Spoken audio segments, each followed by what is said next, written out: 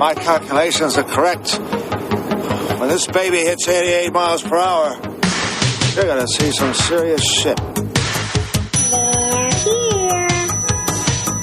Do you really think you have a chance against us, Mr. Cowboy? Yippee-ki-yay, motherfucker. It's showtime.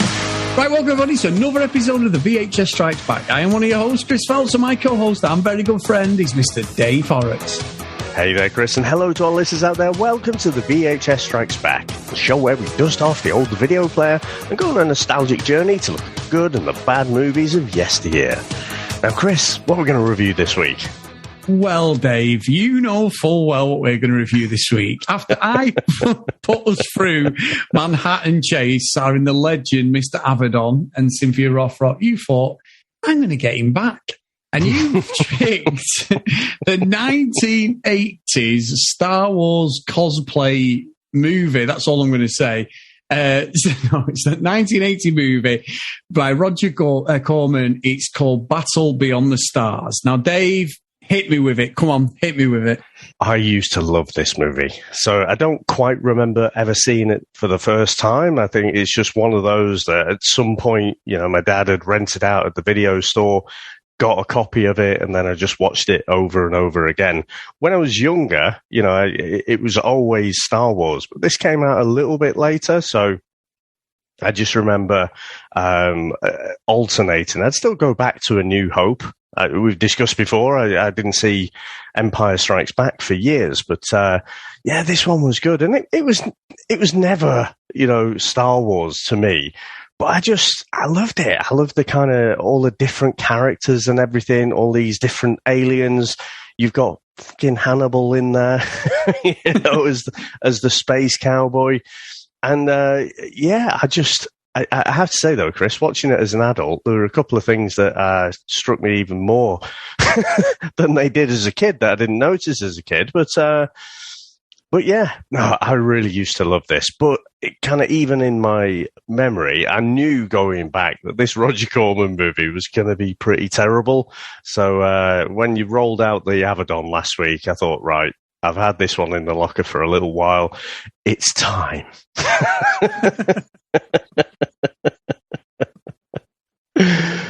So, Chris, I guess no fond memories of this one from you? No, but for some reason, the one thing that sticks in my head watching this is, I don't know what, I think they've used it on another movie or something, but Robert Vaughn, when he's firing, that bit, I've seen it before, and I can't, it feels like it's in the A-Team, and they've used it in the A-Team, Dave. You know, it's like a bit of a piss take, because Robert Vaughn was in the last series of the A-Team when they were under court-martial, and it went pretty shit. So he was in the whole series. But I don't know what it is. That it's racking my brains what that I've seen it in, but it's not this movie at all. But I just remember it so well. The same angle, he's sort of looking up as he's firing, and it's like a headshot. So, but other than that, no. There is the similarities with Richard Thomas, obviously John Boy out of the Wallens. I watched that when I was a kid because you couldn't get away with that on Channel 4. It was always on. And it feels familiar, but I think that's because it's an absolute fucking Star Wars YouTube fucking wish it was, Dave. You know what I mean? So, yeah. You say that. So, I mean, obviously the space adventure, John Boy there, he's definitely Luke Skywalker, isn't he? And the fact that you've got all these different aliens, that's very Star Wars-y. But actually, it was more that they borrowed this from the Magnificent Seven, which borrowed from the Seven Samurai. And obviously George Lucas, you know, was heavily influenced by Japanese cinema as well. So the origins are kind of the same, but weaving in and out. And so I think it feels familiar for maybe those reasons. I don't know. You used to like a good Western. Did you watch the Magnificent Seven? Maybe it's from that. Also, you know, Corman, this is one of his most expensive movies, actually. Budget was about $2 million, which was a lot for him. But, you know, he butcher and slice out bits of this film and the score and everything and use them in later films as well. So, you know, it's possible that you've seen some of those where you've got this reused footage. But, Chris, this has got some real talent working for it. So you had Bill Paxton. He was just working as a carpenter on the set.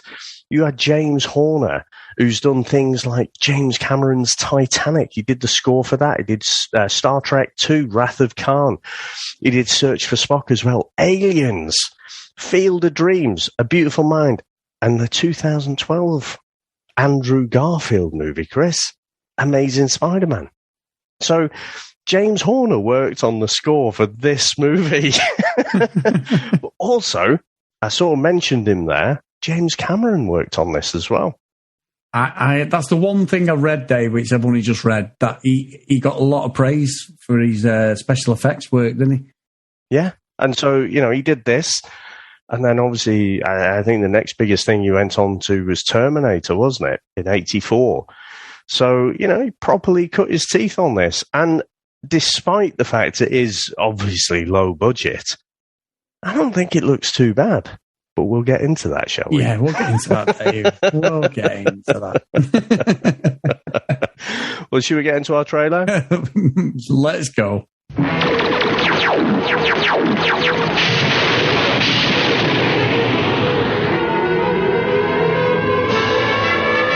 Ruthless invaders, a defenseless planet.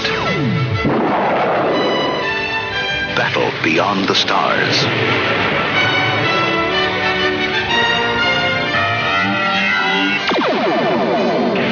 A lone youth escapes on a last-ditch mission that begins at the edge of the universe.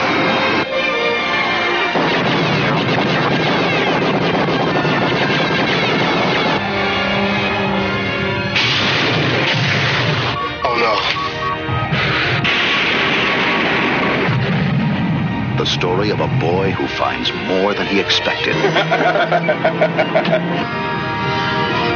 Make them burn.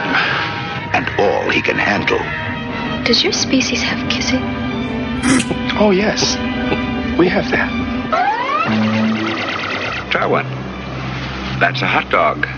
It comes from Earth. Do you like it? There's no dog in this. Soybean meal, niacin, dextrose, and sodium nitrate flavoring. That's what we call meat back home. Battle beyond the stars.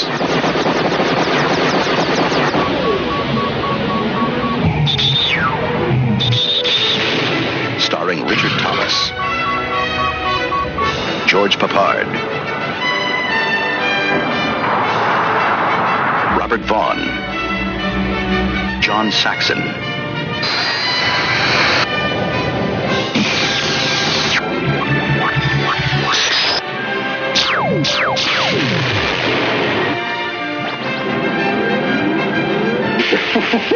a battle beyond time, beyond space. Nice trick fire! That ends in a desperate gamble. They'll be able to board us. It won't make any difference.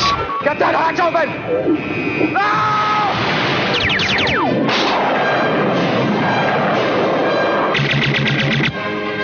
Battle beyond the stars. The farming world of Akira is threatened by the tyrannical warlord Sador, who rules the sinister Malmori Empire and is capturing and appropriating them from others. Sador's huge dreadnought, the Hammerhead, mounts a stellar converter weapon that turns planets into small stars. He demands that the peaceful Akira submit to him when he returns in the 7 risings of your red giant, or he will turn his stellar converter on their planet. Zed, the last of the famous Akiri corsairs, is old and nearly blind. He suggests they hire mercenaries to protect their world. Since Akir lacks valuable resources, its people can offer just food and shelter in payment. Unable to go in person, Zed offers his ship for the job if they can find a pilot. The ship is fast and well-armed, but despite its AI navigation and tactical computer Nell, cannot defeat Sador alone. Shad, a young man who has piloted the ship and is well known to Nell, volunteers for the recruiting mission. Now, Chris, what do you reckon to the opening of this extravaganza? this film. Well, Dave, that's the best and longest description you've ever done on this podcast. And I wish you just carry on so we don't have to talk about this fucking disgrace of a movie. Thanks for listening, everyone. I mean, look, it is an absolute B movie. And the thing is, it's not far away, especially the space scenes are not far away from Star Wars at all, because it's exactly the same. Like, all that is the same. It's when they go into the acting with people, and I mean, the suits are like somehow a Doctor Who. And I know there's a few people who listen to this who love Doctor Who. I fucking hate Doctor Who, Dave. I think it's shit. I've always hated it. I know it's all about like the stupid outfits, but the outfits, these aliens in this, and the fucking fingers are moving. You can clearly see that it's fucking plastic or rubber or whatever it is.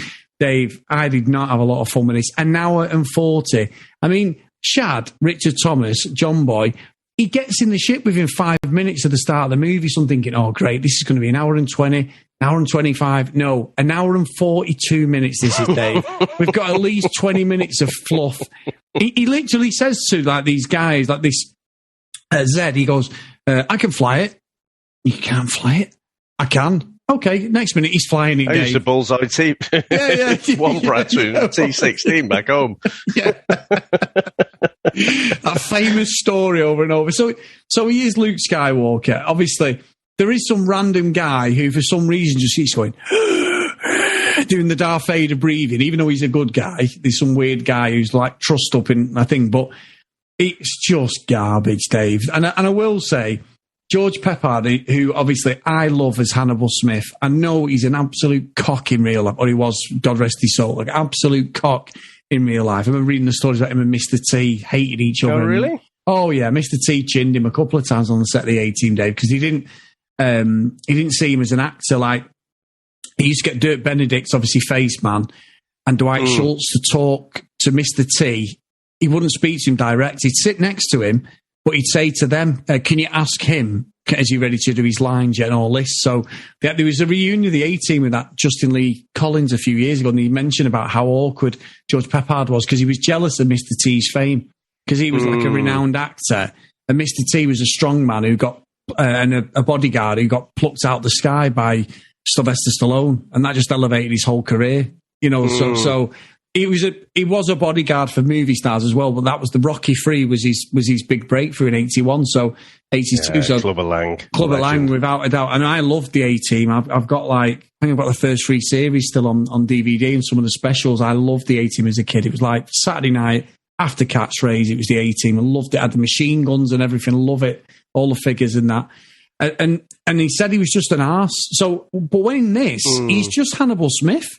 He's absolutely Hannibal Smith. So I didn't enjoy that part of it. I just wanted him when he had the hot dog in his mouth. So he was going, I love it when a plan comes together. Yeah.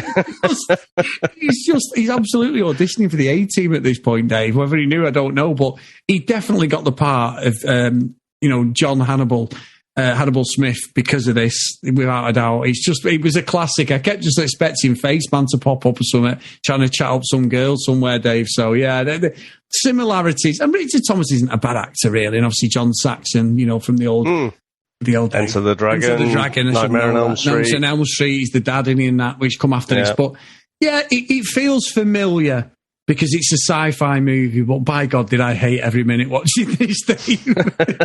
Yes. And Robert Vaughn was in Magnificent Seven, wasn't he? So he's kind of your continuity, if you like, from that idea. And the fact that they've got George Peppard as a kind of space cowboy, aka Gangster of Love, Chris, it also ties it back to that Magnificent Seven route. What I noticed in this movie, though, I mean, there's no real character development at all. It's all plot, isn't it? It's all just, we've got an evil space bad guy. He wants to steal, he's a threat to these peaceful people and they need to go and round up these mercenaries. But it's cracked me up when they're saying we have nothing to offer except food and shelter. I'm thinking, well, fucking hell, if you're flying around space and stuff, I think you're probably all right, aren't you?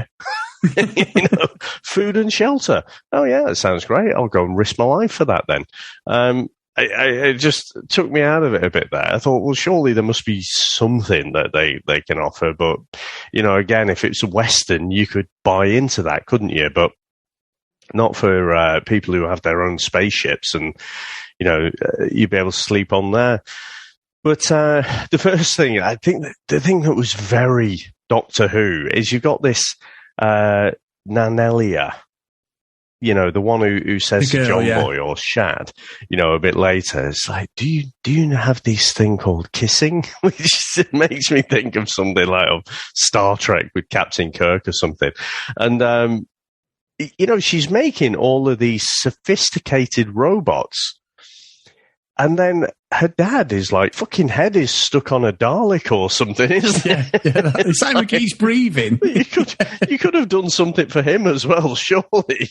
That was just like, that makes no sense. But, you're very quickly introduced to all these other characters, aren't you? And you've got Saint-Exmin there as well from Valkyrie, Chris, who caught my eye. I'm imagining caught yours as well. Dave, well, I kept trying to look at the outfit, thinking maybe they don't have nipples on her planet, Dave, because it looked like she had nothing revealing, and she wanted to take Nanlia under her wing to show how to satisfy a man, Dave. Because when she said to John Boy, "Do you have kissing?" I was waiting for her to go, "Do you have a cock on your planet?" You know what I mean? Like, let me have a look. No, but have you heard of anal? Wow.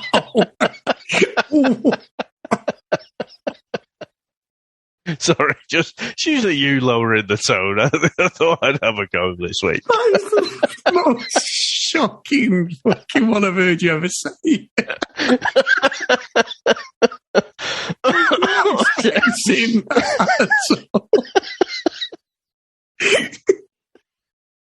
That is fucking horrendous. I should probably take that one out. No, you're fucking leaving that one in. Don't you dare say that out. That is brilliant. but it's just so random. And then you get the bit where she's trussed up and the aliens are there with his fucking rubber hands. He's like, "Oh, what have we got here? Sid James Day. Oh, yes. Let's get in here." It's fucking mad because you say about George Peppard. George Peppard's basically Han Solo, isn't he? This sort of on the edge fucking firefighter. He does his own thing. He plays by his own rules and all this, And what gets me is he is from Earth, and this is set I don't even know what year it's supposed to be set in, Dave, but whatever year it's set in. But he's singing songs from the 50s and 60s, and I'm like, well, what is going on? Is he is he a time traveler? Is he from that era? He's talking about obviously whiskey and different things. So he's using current terminology, because obviously in Star Wars there isn't. Star Wars has got its own language, its own drinks, everything. It's a galaxy far, far away, isn't it? Yes. Whereas he's saying he's from Earth. He's the only person from Earth. Whereas, you've got all these other people who are, obviously they look like humans, but they're not. So, yeah, I'm not quite sure if it's... I'm guessing it's supposed to be in this galaxy. Yeah, it must be, but it's something you never pick up on. But as you're old, I was thinking, it doesn't make any sense at all. But then you've got I lost the plot for a long time. So obviously John Saxon, Sador, he's the baddie. He's losing his limbs and all this other stuff. That's part of the story, and he's trying to sort of get him back and everything. And that's terrible as it is. But also, what's weird is what's fucking weird is I don't know who's fucking good or bad watching this. Like you said about character development, they're just... One minute you think everyone's against each other, the next minute they're all living. The next minute someone's eating a fucking hot dog. Do you know what I mean? And I don't know, we've just watched that in the trailer. It's like, it doesn't make any sense with what's going on, but they don't half drag it out, Dave. Very much like, what's it called? The bloody Clone Wars or something like that. What's the Star Wars one? The second one, not the Clone. Is it Clone Wars? The second one? Attack of the Clones. Attack of the Clones. It's like that. There's loads of political stuff going on in the little meetings, Doctor Who type TV meetings. But watching this movie, I can guarantee, Dave, that this probably was something that I may have come across as a kid and just turned it straight over. This is a proper Channel 4 BBC Two movie, a filler movie that, you know, maybe some of my friends would have liked or something, or rented it from the video shop. But it just, you know, I love Star Wars, and this, you'd think, yeah, this would be it. It wasn't it. I mean, I'm still fucking reeling from your last comment, Dave. That is fantastic. That's like comment of the year. That absolutely shut me up for once. Fucking brilliant. Yeah, I don't know. I felt like it motored along in terms of plot, because like I say, there wasn't too much in terms of character development. Like when you get introduced to Robert Vaughn's character, Gelt, it's clear he wants for nothing, but he's just kind of in it for the fight, isn't he? And then you're kind of like, okay, well, he's in. Shad doesn't have to do much convincing for anyone, does he? I mean, it's only, he takes exception to Saint-Exmin, you know, when she's obviously up for the fight, and he's like, oh, just go away. You know, and it's like, look, I'm not sure you can be choosy. You're basically putting up someone in a B&B. You know, that's what you're offering to save your planet. So I found his reaction a little bit weird. But no, I think they collect their little band of kind of defenders fairly quickly. And then you're kind of getting introduced to Sador, so John Saxon. And I don't know, are they like, I can't figure out if they're like lepers or something. You know, they're kind of rotting away. Yeah, they're kind of like rotting away, because so he basically has. That's why when they capture one of the aliens, one of the white ones with the eye in their the third eye in their forehead, and he chops his arm off because he wants to replace his arm. You know, and I think that's because they're all rotting away or something.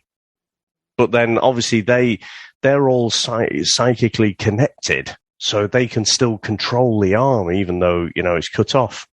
And I think that was it, wasn't it? They wanted to torture him, but they've got no tolerance for pain, so he sort of died straight away.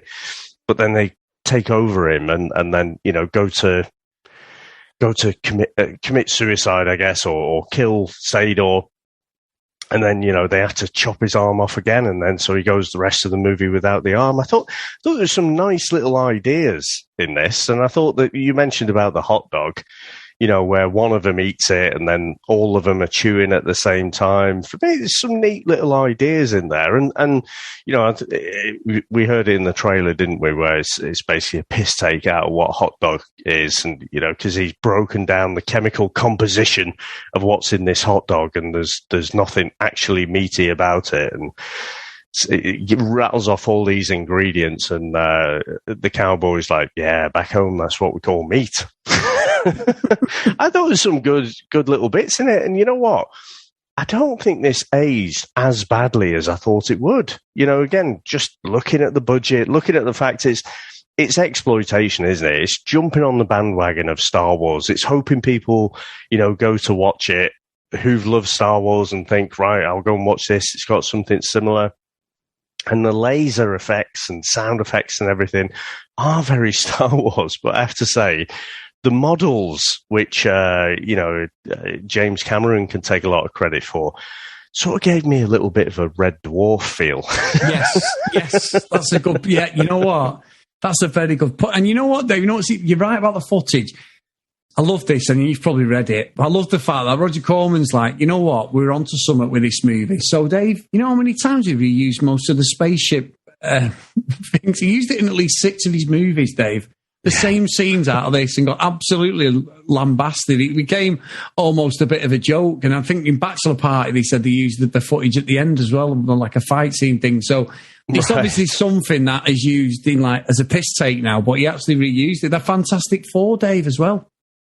You know, the 1994 one, it's used in that. Yeah. Our famous one. I don't know. Oh, I'm tempted to go back and watch that again, you know. It says the Starship footage was reused in Roger Corman's science fiction, Space Raiders, which was blasted by Chris, but then low-budget Corman features, StarQuest Vampirella, oh my God, Fantastic Four, Dead Space, and Forbidden World. So that's unbelievable, that. Wow. So, you know, one of the things, Chris, that I'm surprised we've got this far into the episode and you haven't mentioned the spaceship Nell. where we've got Shad piloting. Did you notice anything prominent about that? It looked like a cock and balls. I don't know about that. There was a bit where I was like, that looks like a cock, Dave. I mean, no, other than that, no. Let me just bring it up on the screen. Do you not think it looks like boobs?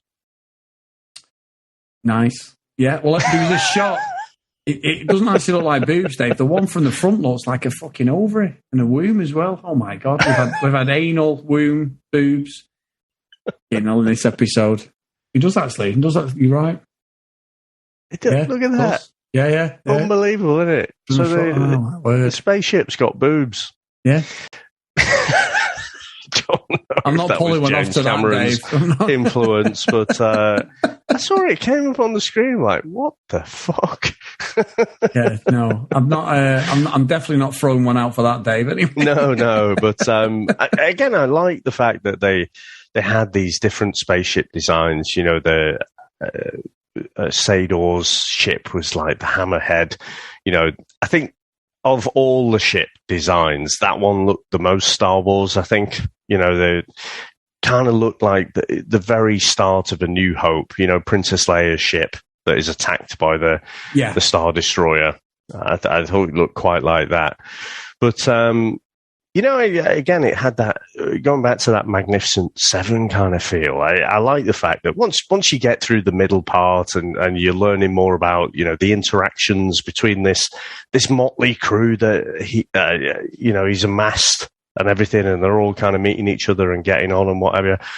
When the battle starts, you know, it gets all Game of Thrones, doesn't it? You know, people are genuinely dying off, and, you know, I do remember quite well when Robert Vaughn is like, you know, I remember it quite well. I can't fucking remember what he said now, but it was something to the effect of "Have a nice fight" or something like that. You know, when he's going off. Yeah.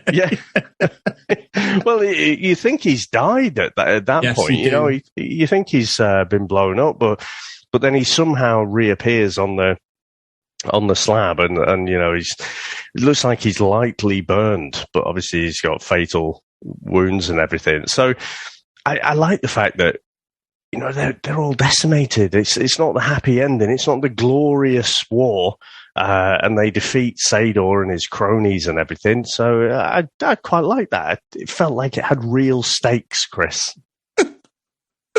Dave, I don't know who the hell you're trying to convince here. I had checked out on this point. I am just clock watching 101. I was like, oh, this has to end. What can I do? Pick my toenails, get my nose hair out? I don't know, Dave. There was other things I really needed to do watching this. I think the charm of Peppard in it, fine. The James Cameron stuff, I do think that the James Cameron, like the fighting stuff, is Star Wars, but it is well done. It is well done, but I don't buy Richard Thomas. It's just like, who can we get? We can't get Mark Hamill, obviously.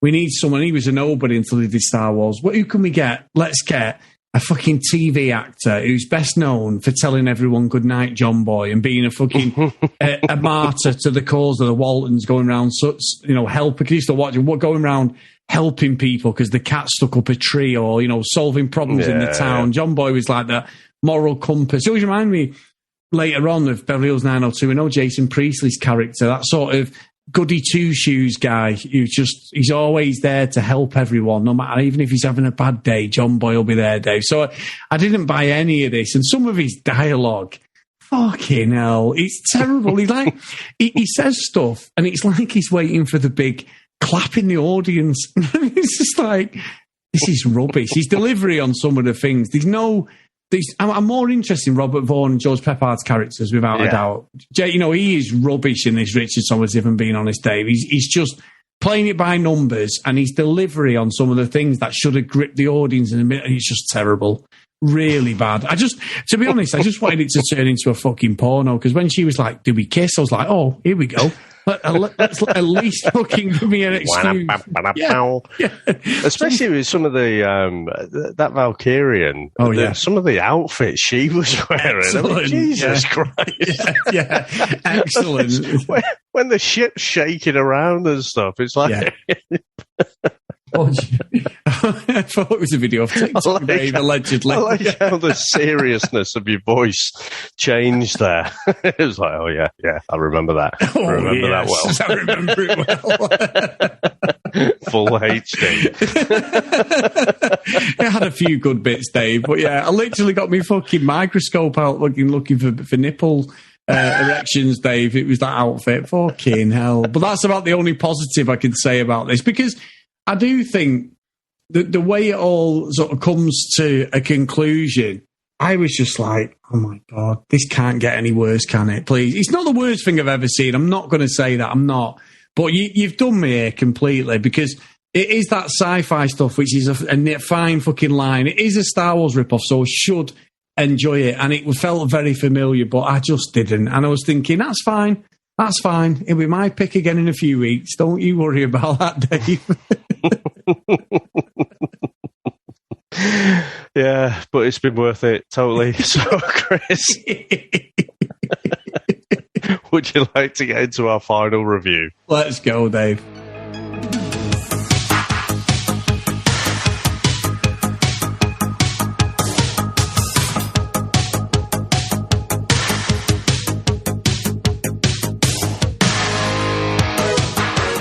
So, David, you've come out with the line of the fucking podcast this year. I'm sure there's going to be our loyal fan base who are listening are going to be spitting their brews out when you, of all people, come out with that comment, Dave.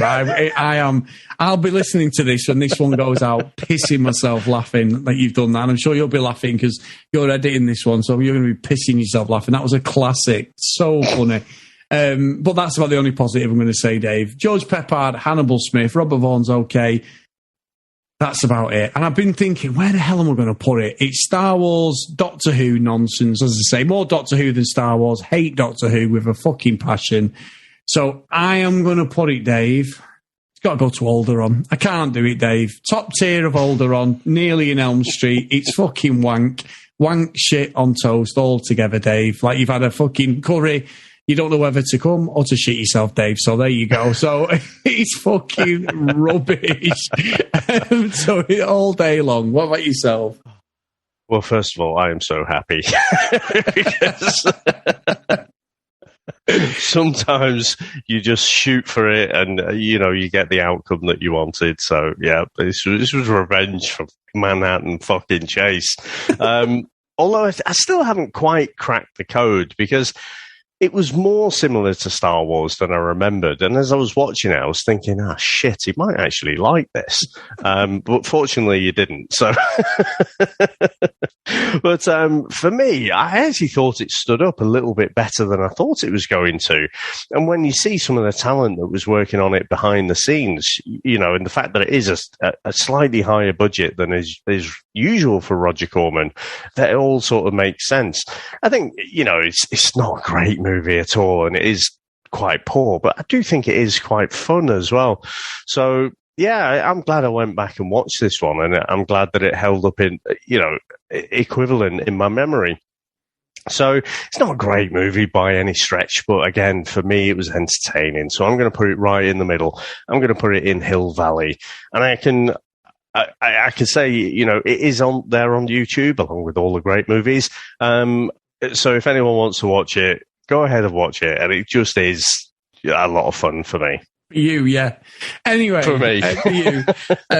Massive thank you, Dave. It was a good pick, actually, to be fair, because you knew I was hating every minute of it, and that's the whole point when we stitch each other up. So no, I off my cap, my friend. But if you do want to support us, guys, get over to Patreon, patreon.com/thevhsstrikesback. If you want to email us, thevhsstrikesback@gmail.com. Obviously, as we said in the last episode, we don't offer martial arts classes, but we will take your money by check or postal order any day of the week. And if you don't follow us on social media, get over to Twitter, Instagram, @VHSStrikesback. So great stuff, guys. Really, really good stuff. So, Dave, we have a Patreon pick, don't we, next week, my friend? We do, but we don't know what it is just right now. So by the time we edit it, I will. So what we're going to do, Chris, I'm not going to stitch you up with what you're going to finish this off with, but we're going to play out to the trailer for the next Patreon pick. Good stuff. Well, thank you, my friend, and I'll see you next time. Bye now. The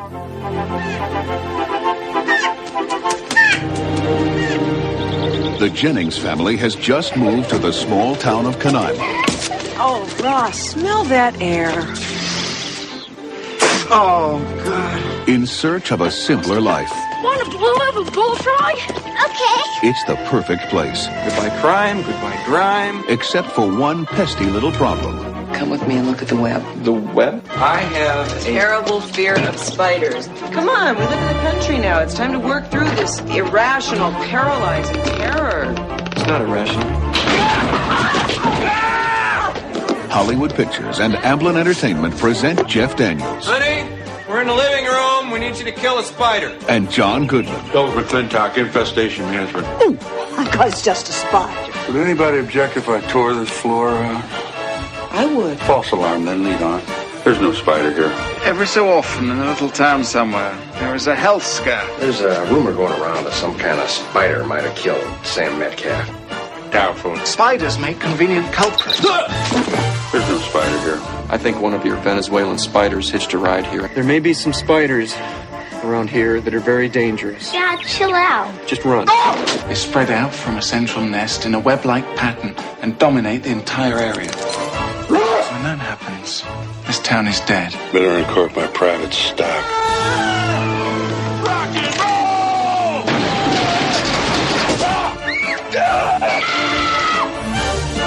Hollywood Pictures and Amblin Entertainment present Arachnophobia. 8 legs, 2 fangs, and an attitude. Perk up, Lloyd. If we find the spider that did this, you can arrest him. Arachnophobia. A thrill-omedy. That's it, man. Game over, man. It's game over. What the fuck are we gonna do now? What are we gonna do? Maybe we could build a fire, sing a couple of songs, huh? Why don't we try that? We better get back, because it'll be dark soon, and they mostly come at night. Mostly. I'll be back. That's odd. We came, we saw, we kicked its ass. Wax on, wax off.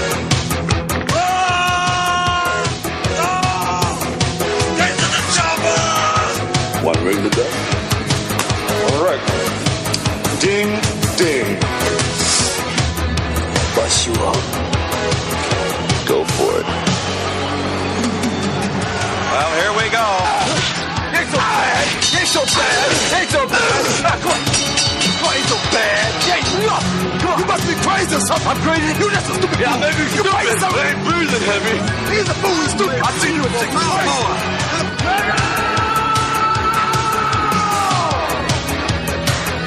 I must break you.